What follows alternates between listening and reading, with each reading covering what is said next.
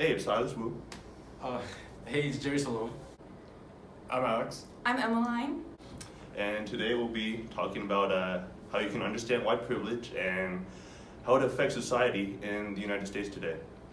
Alright, so just to start with, the basic definition for white privilege is it's defined as an inherent advantages possessed by a white person based on solely their race in a society like characterized by racial inequality and injustice.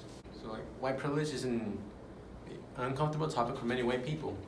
And the mention of white privilege can elicit fear, defensiveness, and anger. So today we're going to explain what white privilege is and why it is important to understand.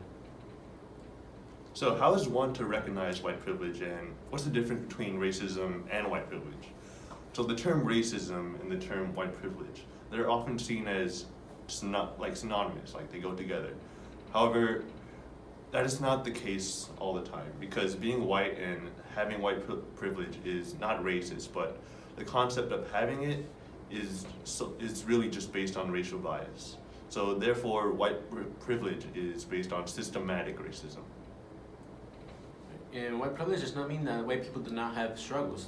There are white people of many different standings, each with their own disadvantages, but the whiteness they possess positively adds them in their daily life.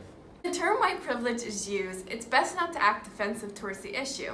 Yes, white people can have struggles, and it does not mean that what they have is not deserved. But the defensiveness about white privilege does nothing but distract us from discussing the issue of how systematic placement of white privilege in society is prevalent.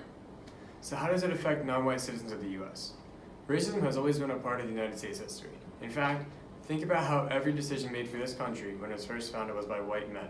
Wouldn't it make sense that our society is built from a limited perspective that caters to white people? White privilege influences systematic decisions that change the way United States citizens are treated. It is important to take the claims of non-white citizens seriously, considering the huge population that the white privilege influences systematic decisions that change the way United States citizens are treated. It is important to take the claims of non-white citizens seriously, considering the huge problem that white privilege possesses in the United States today. A big issue in our society is that primary education for non-white individuals can be really hard to enroll in.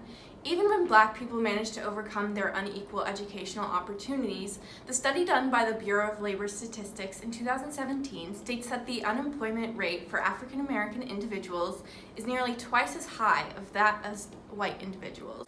So that means that's 8.1% for Black people versus 4.1% for white people. So there's a big discrimination there, and that is obviously an issue. According to Corey Collins in an article on tolerance.org, advertisements are a major component of white privilege. When walking into stores, you often see advertisements catered towards white people. You see nude-colored clothing, you see makeup and shampoo models. They usually have fair or white skin, which kind of deters people of color because you don't get to see how it would look on you or represented by a person of color. Okay, so another example of white privilege can be found in Jose Vargas's documentary for MTV, White People. And in it, an issue brought up is how white people taking the statistics of scholarships seemingly very badly. One person thought scholarships were unfairly weighted towards people of color and they didn't get enough. However, according to NPR's scholarships, who gets them and why? Minority students receive only 28% of all scholarships, even though they represent 1/3 of the applicants. And Caucasian students, they receive actually 72% of all scholarships. Well, another example of white privilege is when Bruce Drake from PewResearch.org said that white people or white men are 6 times less likely to be incarcerated than Black men. And this can be attributed to institutional racism and systematic racism, which is the basis of white privilege. Alright guys, so this has been our video on white privilege, and hope you have been educated and learned something. Thanks for Thanks for listening. watching. Thanks for watching.